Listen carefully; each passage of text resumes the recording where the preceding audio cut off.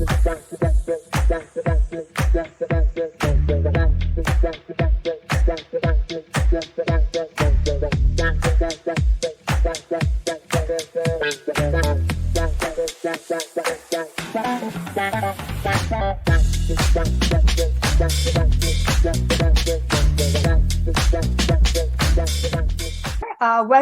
Mr. Ram. Thank you for all being here. It's wonderful to have you. I just want to tell you that with Gifted Gabber, not only do we teach the technical aspects of it, we also want you to develop your personality. And we want to give you a platform to come and present here, increase your presentation skills. So what I want you to do with this presentation is use this template the way you present it here, go to your school, present it in front of your counselors, ask them for a time. You know what, over summer, I did this AI project. Can I just quickly go over? It's only going to take 4 minutes. Okay, so you do that. You know what is the benefit of that? When it comes to writing your recommendation, the counselor is going to remember that, hey, the student took that initiative to come and present it. Right? So it's going to reflect in your counselor recommendations. So I highly, highly recommend that. Next is the teacher recommendation. So if you've earmarked any teachers that you're going to ask for recommendations, if you're going to a technical major, you typically ask for recommendations from science and math teachers. Got it? So what you do is you go and tell your science teacher, hey, you know what? Over summer, I did an AI project. It was so interesting. Can I please give you a presentation? Don't just show them the code. Okay, so this presentation, again, you can even ask them to share it in school, in the class. Guess what happens? The teacher recommendation is 13 parameters that they judge you on. And one of them is intellectual curiosity. The other one is willingness to share. Of course, you're going to hit both the points. So that is the reason we do this final presentation. And also, it's a good exercise. And going forward, I'm going to look for either competition or contests that you can participate in, and I'll share those resources with you. And also, we are planning to build an internship program where we're getting in touch with businesses so that we can place you there. Because you already have the skills, and there are a lot of companies that are looking for, and I'm planning to build that program where we will give you a little bit of project management skills and some other skills that are needed to work in a real business or a place. And then we will give your resume to companies, and you can have your internship. So that's why this is very important that you come and give a presentation so that you will be able to speak to owners of the companies and everything to convince you. Okay. So with that, a few words from you, Ram. Yeah, I mean, that was, I didn't know about those things, but I think, this course was really beneficial for you, for all of you. Most of you had like really great questions. The final session that we had where, we spoke a little bit of the projects. So I'm really looking forward to your presentations. So a few rules for the presentation. We don't want you to finish your presentation and leave. Nah. That's not allowed. You got to stay till the end of the presentation. Ask 2 questions on the chat for your friends. Got it? You ask 2 questions. Absolutely. That's very important in your grading. And also fill out the testimonials. You will get recommendation from Mr. Ram and also a certificate. Then we have the voting Google Sheet here. So let's get started. I like to mix it up a bit. Surya, do you want to go ahead? Sure, I can go. Yeah. Should I share my screen?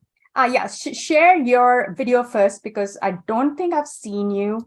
So Okay. Yes, share your video.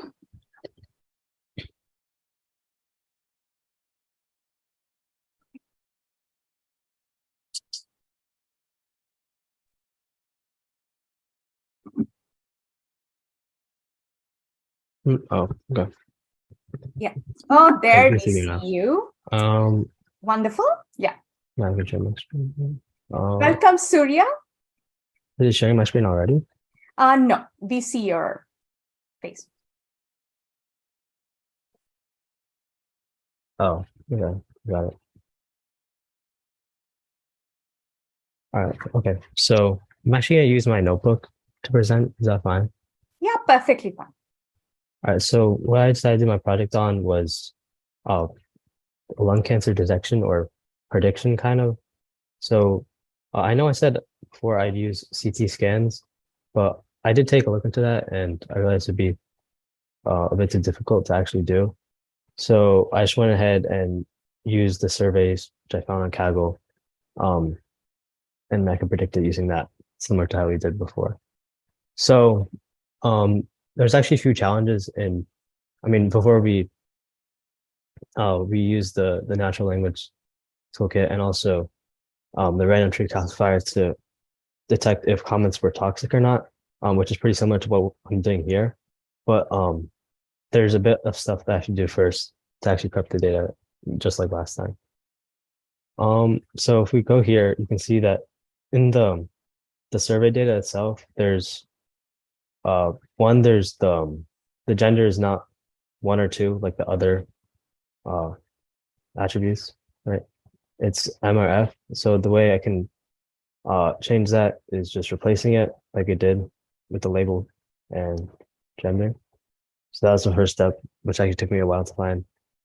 And before I actually go into training, I decided to look a bit at the data itself. And so I looked at if there were any correlations between uh, what they responded and if they had lung cancer or not.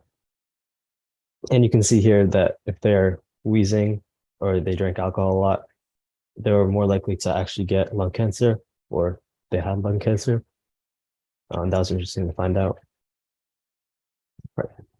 So this part here, I was a big obstacle for me because basically in the survey report, a lot of the people actually reported for or reported yes for lung cancer.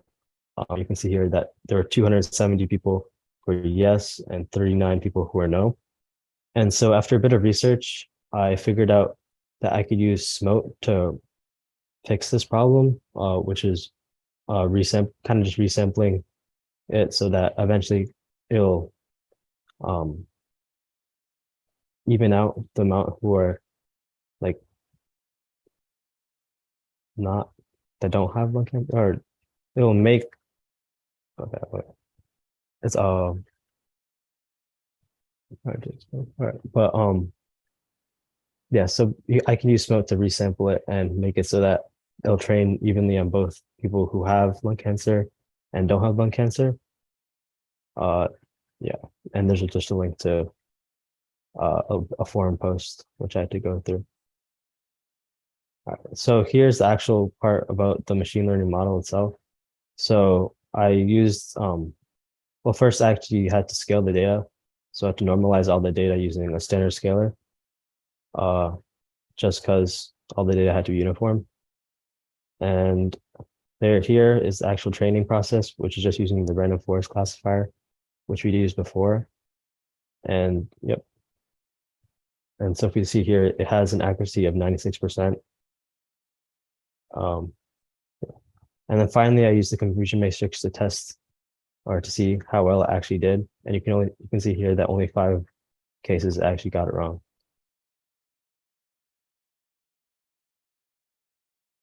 But that's it. Awesome, Surya. This is like a pretty comprehensive presentation and an in-depth project that you've gotten into. Wonderful. Lung cancer detection, cancer detection is in the medical field is a super important and upcoming field. And Mr. Ram, any questions for Surya? Yeah, so Surya, great job. Do you understand why you use mode there? Like the Surya, technique? you want to stop sharing your screen so that you can come on screen? Oh, you can't see my face when I do that? Yes, go ahead. Yes. Oh, okay. Did you actually understand why you use mode there? So I look okay, so I looked at the value counts first and I was like confused because I thought in the original survey there'd be more people who didn't have lung cancer. And then I just kept on searching like how would I fix this? And then I just searched up like okay, so this forum post I searched up how to fix like I didn't type sample. I don't remember exactly what I searched up, but I got to Mhm. this forum post and he said there's because the people who had none were like kind of underrepresented, and I thought that'd mess up the model itself. Mhm. I didn't go forward with actually making the model on that data, so I don't really know if it would have messed it up, but I think it would have. And Mhm. so the guy said there were 3 ways to fix it, Yeah. but he said the way that you recommended it was using smoke, and then I just kind of went on this guy's website who explains it, Okay. and then he had an example of using it. I kind of just took the code right from that. Okay. No, I mean, question was like, why do you understand the significance of like, let's say you're trying to you're trying to predict people with cancer and without cancer, right? So do you understand why the data set has to be uniformly distributed between the two types? That you use mode to make them uniform. You had like 270, 270, but do you understand why you had to make it 270, 270? So the way it played out logically in my head was just that if more people, or if the AI thought there were more people, or if the AI saw that there more people had cancer, eventually when it got out to the real world, then he'd say, or it'd say that more like the on average person probably has cancer, or I don't know. Yeah. So Like, yeah. So you're partially right. So you basically when I started off, right, machine learning is basically you're trying to make the machine learn from the data, right? So if your sample had only like 4 samples or 5 samples of something you're trying to predict, the model really won't do good. So whatever you're trying to predict, there has to be a sizable amount of data in your sample to make sure that that your predictions are accurate. What you can also do is you can go back and without using smoke, if you try to train your model, your accuracy won't be this good, right?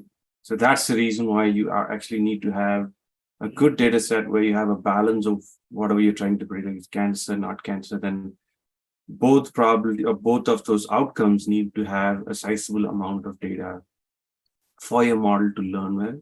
So that's why you actually use smoke to even them out a bit. All right, that's my question. Good job. thank you. Should I answer the questions now or You can ones in answer them chat? on the chat. The chat questions, you can answer them there. Okay. Okay. A big round of applause for Surya. Great job. Wonderful, Surya. I really hope that your project goes places and it gets picked up by the pharmaceutical industry and you do amazing. Okay. Next up, Namish. Namish, you want to start?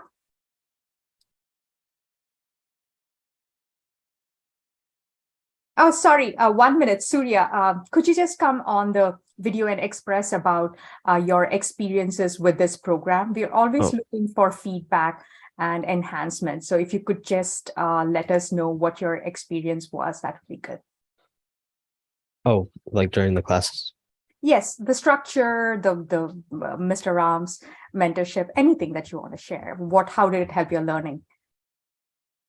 I mean, this is my first time ever doing an AI thing, or also one of my first times ever doing Python. So it was pretty neat to have, somebody really experienced in doing this, teaching me it for the first time. It was pretty easy to pick up, I think, just from the classes, and also putting the homework in the Discord, and the projects, or giving whatever you did in class to us, as like a file or as a notebook was really helpful. Fantastic. Thank you so much. Thank you so much for sharing your thing. So yes, I forgot to mention. So after your presentation, we expect you to turn off your presentation and come on screen and express how this program helped you, the structure of the program, Ram's mentorship, the overall guidance, the way we run the program. We'd like to hear from you. There's always room for improvement. We're not perfect, but we always. Okay, there you go. See you, Tejeshwar. Please go ahead. Finish your presentation, answer the questions on the chat, and turn off your presentation and share your few words. Okay, go ahead. Okay. Are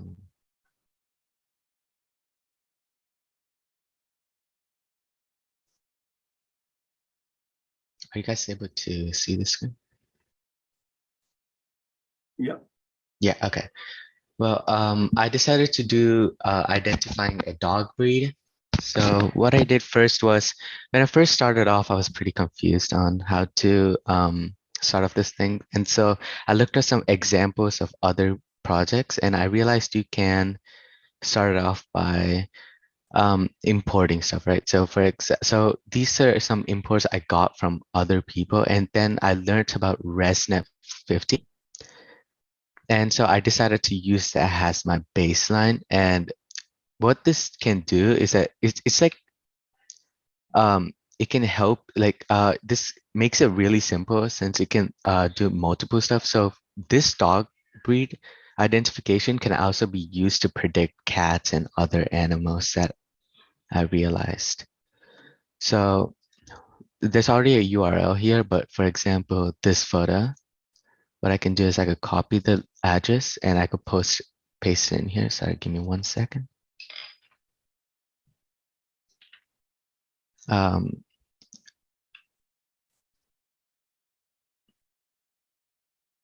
and it is able to predict the dog breed. So it could do this for multiple other dogs. And like I said, it could also do this for the cats, or even this photo where you can't see its face. It's still able to identify the dog breed. So,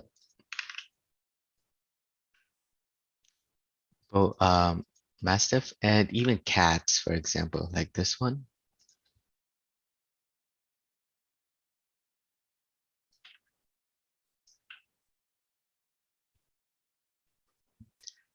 This project, I had some difficulties, but I figured out in the end by some help by using Reddit and stuff. And so I was able to finalize it.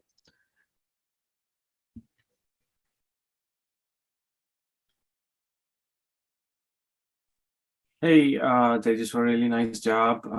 This is what you proposed the other day, so I'm really glad you persevered with it and and did it.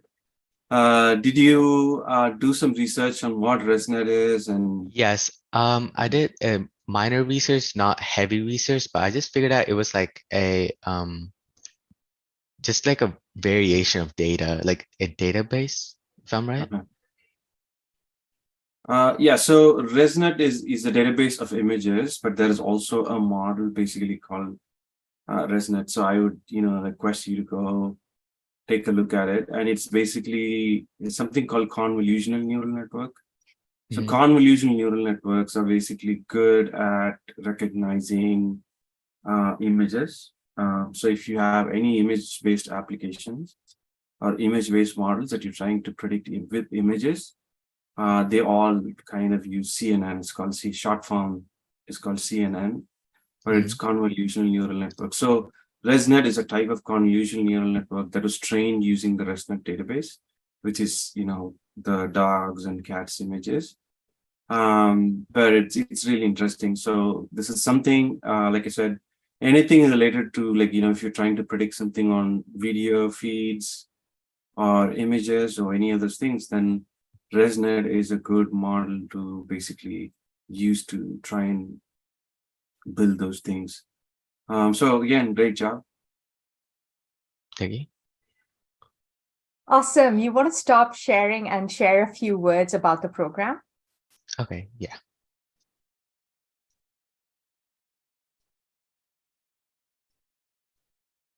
Well, the program helped me start off like the project, and Mr. Ram helped me know more about AI, how it's being used in the real life.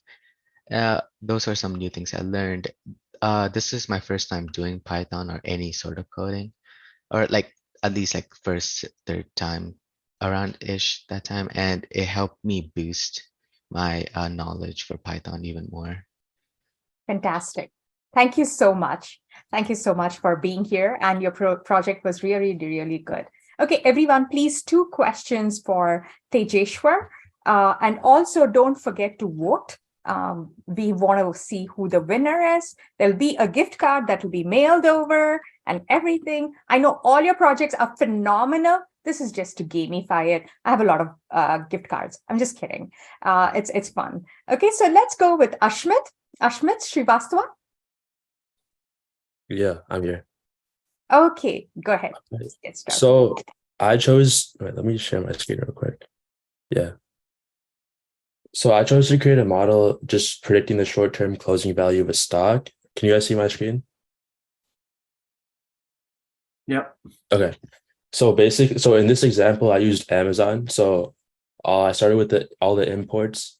And so I over here, I think I did this like last week. So something that I thought this would be a lot easier than it actually was. So this is the type of model that I use was like a recursion model. I don't think we really touched upon it, but I thought it was going to be something different. So I'll explain that a little later. But basically, how a recursion model works is that it uses previously previous data and it predicts the next value using extrapolation. So once again, I just began by just analyzing and manipulating the data. Um, an issue that I found out initially was that the dates were strings, which for some reason it wasn't working in the index, so I had to import the date time thing to make it an integer. So I did that, and then so I used Yahoo Finance to find my data, and I used the Amazon data. So here's just the plot. I used MATLAB to plot it. Okay, so this is where my first difficulty started. So this is where I realized that it's a recursion model. So I decided to use windowing. Basically, what windowing does is it uses previous data to kind of predict the next value. So I used 3 days prior. As you can see in my note, I used the three values prior to predict the next number. And really, just this was just a big chunk of information that I kind of just copy pasted from Stack Overflow because it's just I think it's used a lot. So I was able to integrate this into my own program. And so it created like this window table, which the target is a specific day and the target -1, target -2, my target -3 is kind of just the days prior. So it's just simple, like just data manipulation. I'm just manipulating the data until I come to here, which is where I finally start training my model. So I break it into the training and test. Now I talked about earlier how I couldn't use the train test split thing because how it works is train test split kind of randomizes the data, kind of randomizes what data is used. And so it's important to have the data in order. So I had to up here, I had to make sure that it's the first 90% of the data I trained it on, and then it's testing on the last 10% of the data just to create like a sequential form. And so later, I don't think you really touched upon it, but it was recursion. So I used TensorFlow with the Keras. So I used sequential, atom, layers. I kind of just like watched a video on how to do this and what each one meant. So recursion is basically LSTM, which is I think long short-term memory. So I kind of just read up a little bit briefly on it. So then I did that. And so here's just my plots of the data and model of my prediction and training. And now the last part of my project was essentially predicting what tomorrow's value is going to be. So that's where I finally used recursion. So I created the recursion dates, recursive predictions. And this last chunk of my data is essentially just that. And finally, when I come down to the final cell, this purple line over here is tomorrow's predicted value, tomorrow's closing value for Amazon.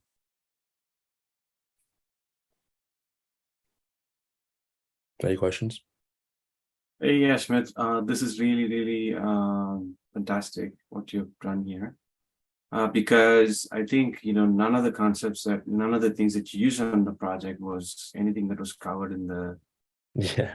in the So class. you know what I was thinking when I first started it? I think it was gonna be like the first one. I forgot what we were talking about. It felt like I could use the PyCare. I thought I could use that, and then I started it, and halfway through, I'm like, oh shoot, nothing's the same. But I was so invested in it that I just wanted to learn more and figure out how to do it. Yeah, that's awesome. That's awesome.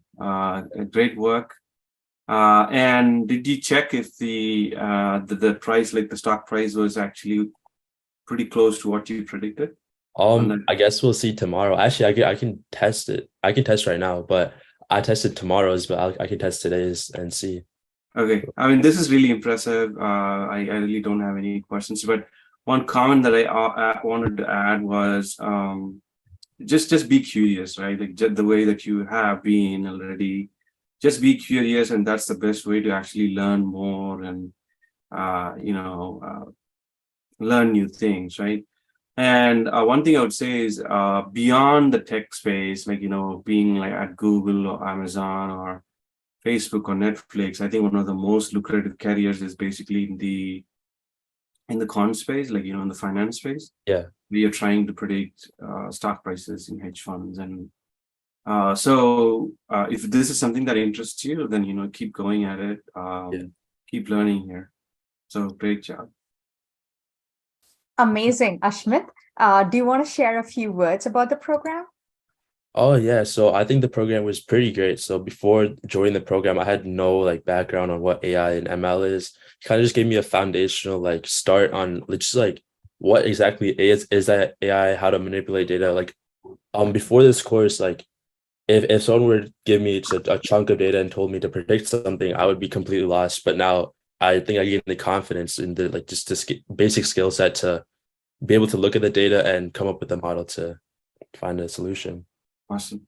Great to hear. Awesome. And like Mr. Ram said, quant, that's where you should be. I have a friend's son who got into quant and he's like making like gajillion amount of money. So yeah, that's amazing that I mean, it's wonderful to see each one of you that when you encountered problems, you thought out of the box, you didn't get stuck or you gave up. You just plowed through, learned new skills and do that. So a big round of applause for you, Ashmit. Wonderful. Okay, so 2 questions for Ashmit, and please don't forget to vote for the best project. And also for your recommendations from Mr. Ram and a certificate, please fill out this form. I know there's a lot of forms, but please fill them out. Okay, next up, we have Arya. Arya, are you here? Yeah. Yeah, you want to share? Yeah. Hey, Arya, you want to just lower your video a little bit so that we can see full of you. Okay, a little bit more. That's perfect. Go ahead.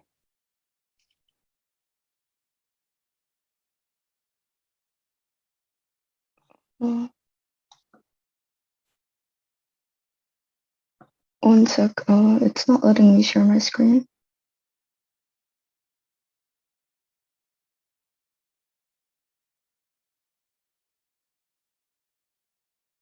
Do you have you ever shared the screen on this computer? No. Okay, then you have to go and do some changes on your settings to be able to sort of let it do that. You want to share? Oh, you can't share. Okay, go to, is it a MacBook? Yeah. Okay, then you have to go to settings.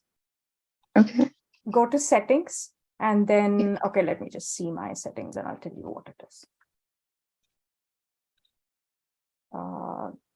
Wait, okay. Now system preferences, I'm sorry. It's system preferences. Then go to security and privacy. Okay. Okay, screen sharing. You need to select Zoom, okay? Chrome. Okay, screen sharing. You will need to, first you need to be an admin. So unlock yourself. Okay. Unlock yourself. And then if you don't see Zoom, if you see Zoom, click a tick button next to Zoom. If not, add the sort of application. Okay, yeah, I think I got it. Do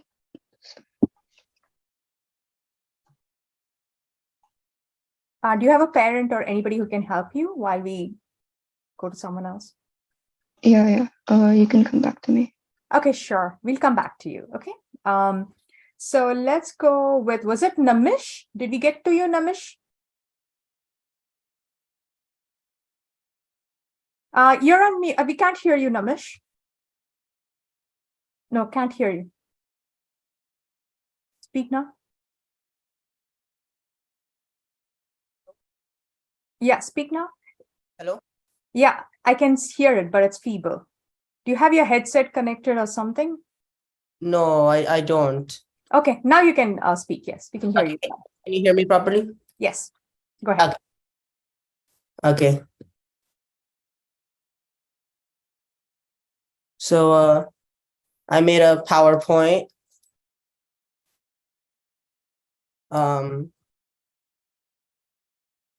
Okay. So this is my project, fakeness detection using machine learning and AI. So introduction. So hello, my name is Namish Bansal and I live in New Jersey. I'm going to 9th grade at Cherry Hill East High School. I'm interested in computer programming and artificial intelligence, as well as math and music. So my topic is, so fakeness and unreliability are two major problems in the world today. And I wanted to use machine learning to make a program that can help people know what is real and what is fake. I decided to make a program where you can input whatever you want, aka hotel reviews, news articles, faces, etc., and it will verify whether it's real or it's fake. So project goals. So my first goal is to create a program that allows people to tell whether something is fake or real. And my second goal was to expand this functionality to include more things such as news, resumes, college applications, etc. Basically, I just wanted to make something where you can know like whether it's real or it's fake. And so my process was, first I did some research. So I looked for data sets on Kaggle that had some real data and some fake data so I can train the model. And then I found a data set on fake hotel reviews and made a model that can detect whether a hotel review is fake or not. So that was the first step. That was the initial execution. And then for the expansion, I decided to not only limit this to hotel reviews, but also other things that are commonly fake, such like news articles. And so this is a small demonstration. So these are just like snippets of like the code. So this is the model I use. I use sklearn, and I created a model that would be able to kind of like take these values and detect whether it'll be fake or real. And this is what the UI looks like. So it asks you like, welcome to my fakeness detector. It can detect fakeness from things such as hotel reviews, news articles, and more. So you type in hotel, you give a hotel review, and this is a review I found online for a hotel. It says very nice hotel. Hotel staff is very friendly and helpful. Infused restaurant was good. Food and service were excellent. And so then it will say this review is truthful. And so then I just made my own review to test it. I said this hotel room was one of the best I've seen, 10 out of 10. And then it detected that that review is fake. So that shows how accurate it can be. And so the results was that I was able to create a program in which someone can input something, and it will, most of the time, will be able to say whether it is real or fake. And I created something that can constantly be expanded and improved upon, because there's so many things, like just not only hotel reviews, but there's so many other things that I can add to this program and that can be faked. So there's so many other things that I can add to this program. So that'll make me learn more, and I'll have a better experience for the user. And I want to talk now a little bit about like my experience with the program overall. So this course was a really great experience for me in many ways, and it gave me so much knowledge, and I learned so much, and it allowed me to showcase what I had learned through this presentation and through this project, and it gave me a lot of really good opportunities for the future. And thanks to Mentor Samudra for making this course run really smoothly and for your continued guidance, and thanks to Coach Joe for organizing this coach and giving me this opportunity. And last but not least, thanks to Professor Ram for teaching everything really well and making it really engaging and interesting. So any questions? Yeah. Hey, Namish, good job. I think you're probably one of the analysts in this group. So did you actually test it with everything? Like, did you pass in like one review and one news article to make sure that is it predicting everything with the real and fake, or? So before I made the user interface, I tested it with like train and test data. So I took 80% of the data for testing and 20% of the data, 80% for training and 20% for testing. And then I ran it through I ran the testing data through the model, and it was coming around 90% accurate. Okay. But did your data set have both news articles, and because your idea said one model to detect fakeness across things, so I'm just asking if you tested with reviews and news articles also? So the data set I found was just for hotel reviews, but I want to expand on this project in the future and like add some more stuff to it. Okay. All right. Awesome. Thank you. Awesome job, Namish. Thanks a lot, and your project was really, really innovative and interesting. So a big round of applause for Namish. 2 questions for Namish, and please vote for the best project. Next up is Arya. Arya, is your computer fixed? Will you be able to present? Yeah, I think so. Okay, good.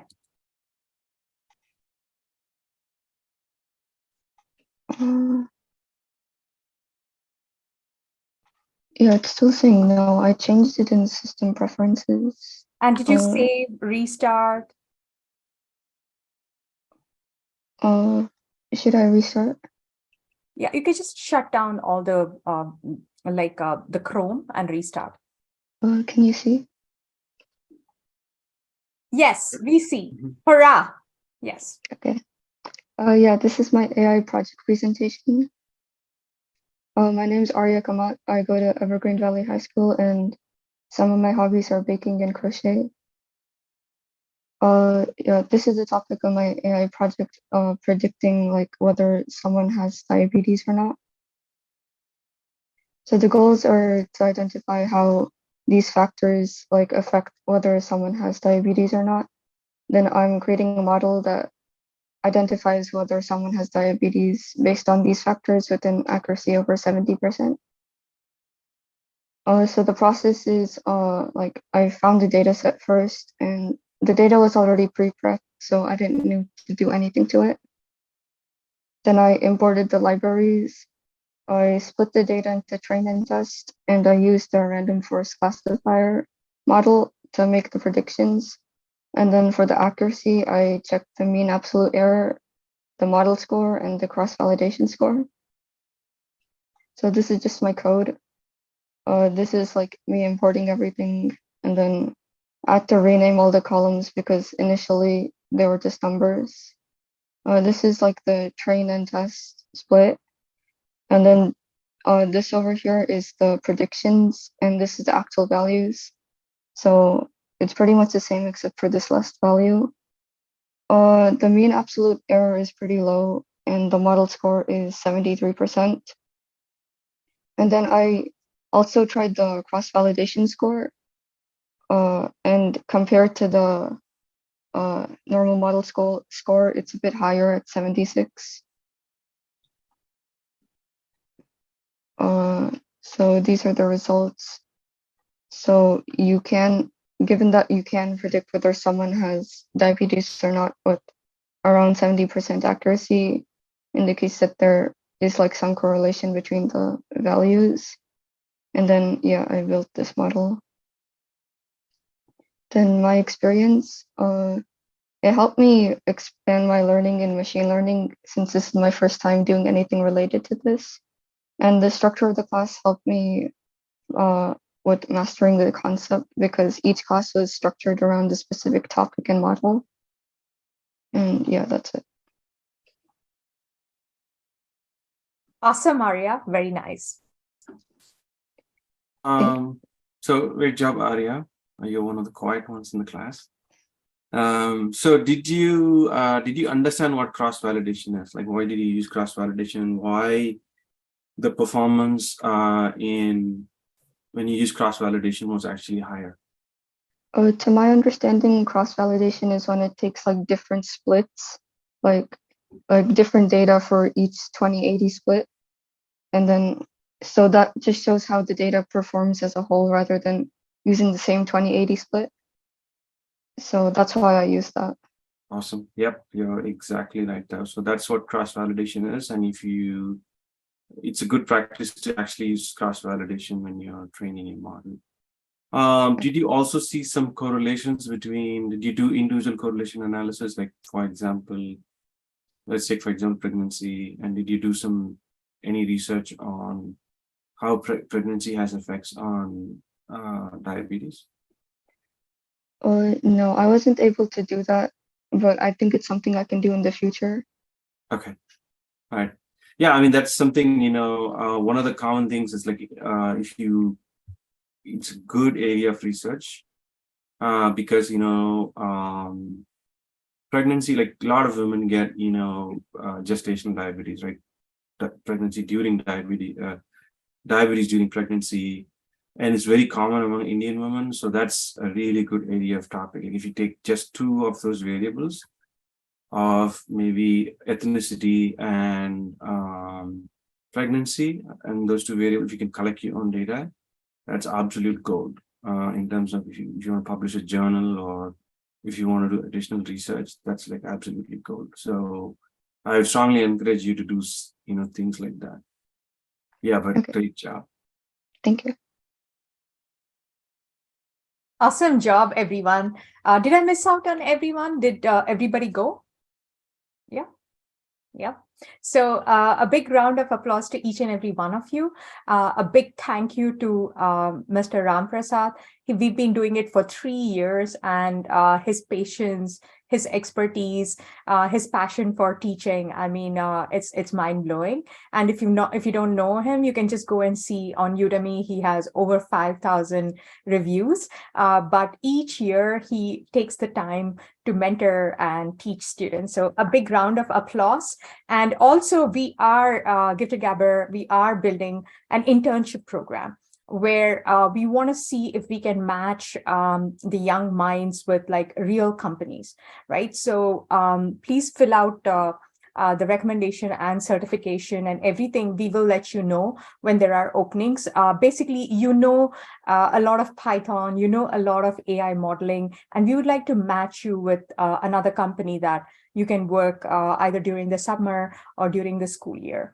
We will teach you a little bit of project management, which you might need to work in the real world.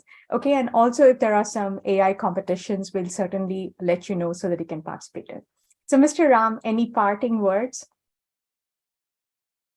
The one thing I would say is if you are really serious about, getting like, this is a great area, right? If you want to do your education, when you get to college, if you want to do data science, AI, in any of these areas, right? It's absolutely exploding. This area is absolutely exploding, right?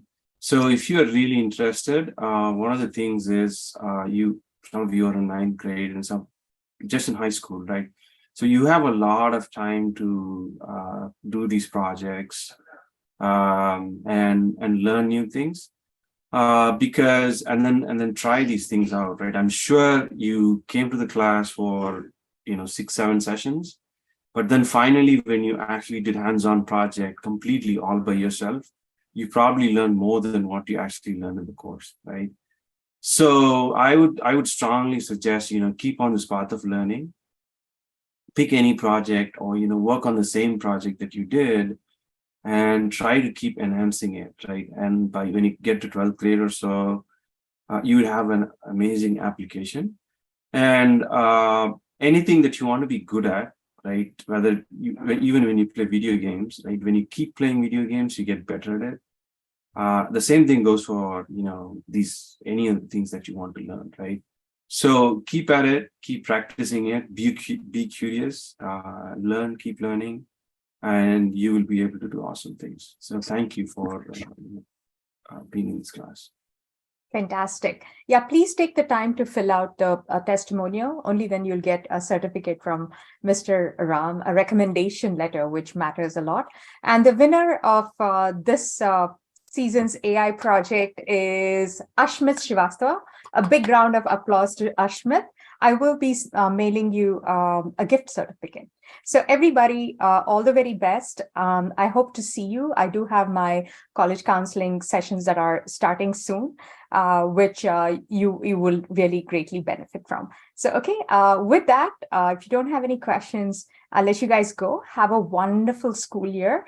And any questions, let us know how we can support you. Okay, bye now. Thank you.